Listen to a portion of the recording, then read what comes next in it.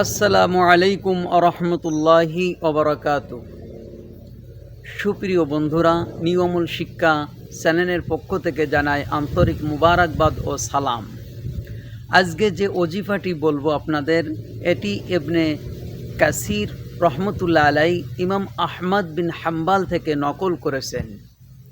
এই শক্তিশালী পরীক্ষিত ওজিফাটি করলে ইনশাআল্লাহ তাআলা 9 দিনের মধ্যে আপনার বড় থেকে বড় সমস্যা, ছোট থেকে ছোট সমস্যা সমাধান হয়ে যাবে।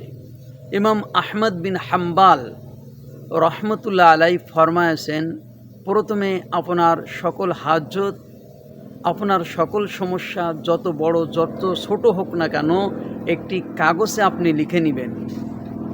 তবে প্রথমে একবার দুরূদ শরীফ পাঠ করে নিন। আল্লাহুম্মা সাল্লি আলা মুহাম্মদ ওয়া আলা আলি মুহাম্মদ কামা সাল্লাইতা আলা ইব্রাহিম ওয়া আলা আলি ইব্রাহিম ইন্নাকা হামিদুম মাজিদ।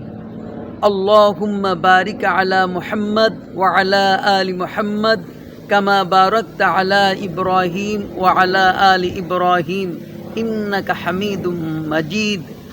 এরপর আপনার সকল হাজত ও সমস্যাগুলি দোয়ার মতো করে নিজের ভাষায় বলুন। তারপর সূরা ইয়াসিন পড়তে থাকুন। যখন সূরা ইয়াসিনের প্রথম মুবিনে পৌঁছাবেন, সেখানে আপনার সে হাজতের কথা, সমস্যার কথাগুলি আবার দোয়া আকারে আল্লাহকে বলুন। এভাবে সম্পূর্ণ ইয়াসিন পড়তে হবে।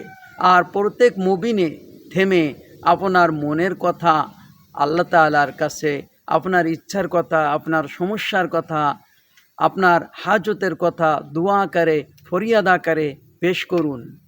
এবং সূরা ইয়াসিনের মোট 7 মুবিন আছে।